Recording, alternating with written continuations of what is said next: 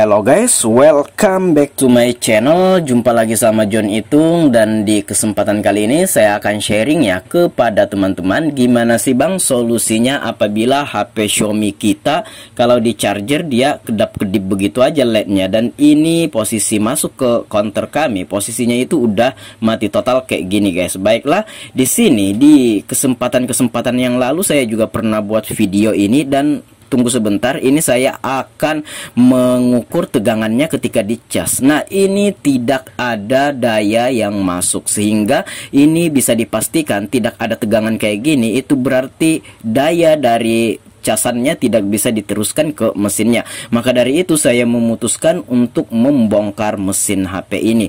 Bukan mesinnya juga sih, itu konektor charger yang di bawahnya itu guys.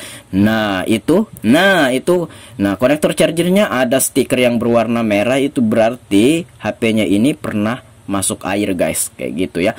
Nah, itu kita akan coba, saya akan lihat, dan tidak ada tegangan ketika kita ukur menggunakan multitest meter ya. Nah, pada video sebelumnya ini pernah kasus kayak gini, pernah juga saya temui, itu LED berkedip juga, tapi kalau di charger tegangannya ada. Nanti saya taruh linknya di deskripsi. Apabila tegangan diukur ada tapi di cas tetap mati total dan berkedip, silahkan nanti teman-teman tonton videonya. Saya udah pernah buat video yang berjudul solusi Xiaomi Redmi Note 5A Matot dan LED berkedip. Nanti teman-teman tonton saja di deskripsi.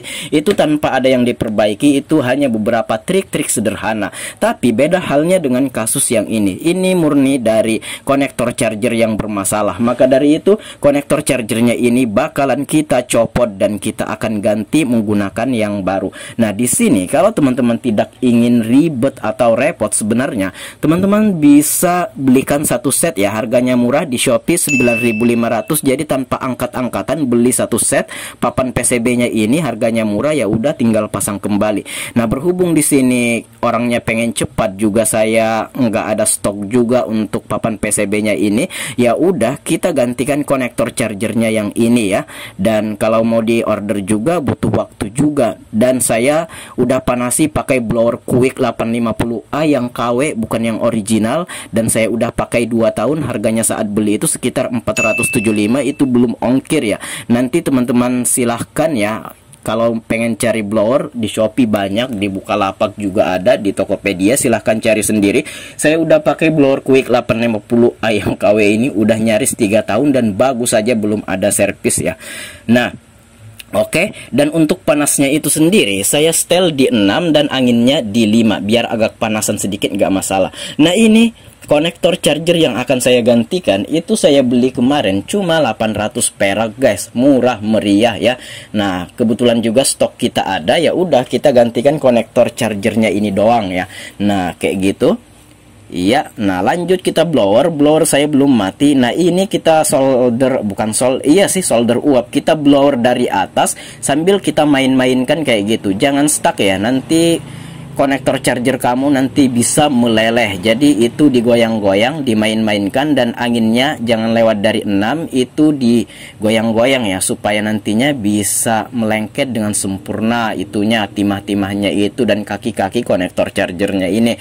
Oke. Nah, sampai di sini kita akan solder kembali kaki-kakinya. Tapi sebelumnya saya akan mengkrik ya. Kita akan krik nanti itu kaki-kakinya itu. Nah, itu masih kita solder atau kita solder uap ya. Blower maksudnya. Blower itu adalah solder uap. Nah, di sini saya akan mengerik ya, bukan saya akan, tapi saya sudah mengerik kaki-kaki jalur USB dan jalur-jalur VBus dan groundnya ya, supaya nantinya ketika ini disolder timahnya bisa melengket dengan masak dan sempurna tentunya ya. Oke, kita kerik-kerik. Tapi apabila tidak dikerik sebenarnya nggak masalah juga sih ya, tergantung teman-teman saja. Tapi kalau saya lebih enaknya dikerik, karena dengan dikerik itu ya enak menempelnya timah-timah itu.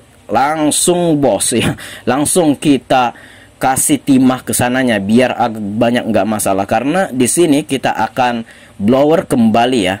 Nah, ketika kita panasi pakai blower, nanti timah-timahnya akan terbelah sendiri mengikuti jalur-jalur kaki-kaki USB dan VBus dan groundnya guys. Nah, itu, nah kayak gitu doang. Nah, oke, nyaris jadi. Nah, oke, udah jadi kah? Yups, dan langsung coba-coba kita tes dulu. Coba kita pasang dulu guys. Oh, kameranya ngeblur. Oke. Nah, kita pasang dulu ya. Di sini saya akan mencoba mengecas dulu. Adakah perubahan yang terjadi secara signifikan atau tidak? Oke, tapi sebelum kita charger, kita akan ukur terlebih dahulu tegangannya. Ada nggak tegangannya yang masuk ini? Oke, ini saya sengaja dulu memasang kayak gini karena kita akan tes ya. Kita akan coba dulu. Ya, kita kasih baut malah di situ supaya nggak goyang-goyang. Dan di sini coba kita ukur menggunakan multi test meter. Adakah tegangan yang mengalir di situnya? Baiklah, coba kita ada guys. Nah, tegangan udah ada di jalur itunya, di jalur baterainya ya, konektor baterainya. Dan di sini coba kita akan ngecas ya. Nah, oke. Nah, itulah konektor charger yang saya beli, kalau nggak salah 800 perak atau 1000 perak, murah meriah ya. Nah, seperti kata saya tadi, kalau teman-teman nggak pengen ribet ya udah belikan aja satu set kan, ribet amat ya. Tapi kalau saya ya udah, karena nggak ada stok, pesannya pun butuh waktu, ya udah kita gantikan saja. Kebetulan juga saya punya cadangan konektor chargernya. Nah, di sini saya cas tadi belum mau hidup dan hanya ada logo Mi saja. Ini saya akan mengukur positif dan negatif baterainya, karena di sini saya akan tembak menggunakan power supply PSU ya. Nah, kita pastikan dulu jalur positif dan negatifnya, jangan sampai nantinya kita menembak baterai terbalik kutub-kutubnya. Wah, meledak nanti baterai kita. Oke, di sini saya menggunakan power supply Sunshine P1505TD. Voltasenya saya setting di 4 dan lihat ampernya 1, sekian tadi, itu menandakan bahwa ini baterainya ini memang lemah ya. Dan di sini kita coba menembak baterai atau mengisi baterainya menggunakan power supply, dan ini sudah saya skip. Ini udah sekitar 3 menitan. Saya skip aja tadi, percepat aja videonya, persingkat durasi. Dan ini kita pasang kembali guys, dan coba kita cas ya. Oke. Iya. Nah, coba kita cas dulu. Dan ini udah saya tembak menggunakan PSU Sunshine P1505TD yang 5 ampere. Dan kita lihat dan baterainya memang low tadi ya. Dan memang konektor chargernya sebelum kita ganti ya memang bermasalah, daya nggak ada, tegangan nggak naik. Dan di sini coba kita lihat 0%, 000, oh belum, masih logo MI. Oke. Iya. Kita tunggu saja guys, masih logo MI. Dan nah, unlocked. Nah, ini berarti sudah dibuka ini bootloadernya, dan udah ngecas. Di sini saya akan skip karena saya pengen jalan, ada kesibukan di luar. Saya akan taruh dulu HP-nya ini, saya akan skip dan kita akan lanjut lagi kalau baterainya udah banyak. Oke guys. Iya, masih 0% John. Oke, saya akan skip dulu ya. Iya, nah ini udah 66% dan udah kita skip tadi, kita sambil berkegiatan ya, ada kegiatan di luar juga. Nah, ini sebelum nantinya kita pasang ininya, penutup konektor chargernya ini, kita akan mengelem menggunakan lem LCD T7000 atau yang E8000 pun bisa juga. Nah, ini kita pasang dulu kaleng-kaleng yang di mesinnya itu, safety untuk melindungi konektor baterai dan konektor-konektor kabel LCD ya. Nah, itu kita pasang dulu karena kita buka tadi. Oke. Iya, nah kita pasang dulu. Nah, ini kita buka kembali baut-baut yang kita pasangkan tadi yang berfungsi supaya nantinya ketika ini kita tes tidak goyang-goyang. Dan di sini saya akan lem. Kenapa dilem Bang? Nah, terkadang kita itu ngecas sambil ketarik-tarik gitu. Nah, kalau dilem itu bisa meminimalisir atau bisa memperkuat konektor chargernya supaya tidak terangkat lah kayak gitu. Nah, di sini iya, nah oke guys. Nah, itu biar banyak, biar belepotan nggak masalah. Ini kalau kering, kerasnya subhanallah kayak ini, kayak dempul ya.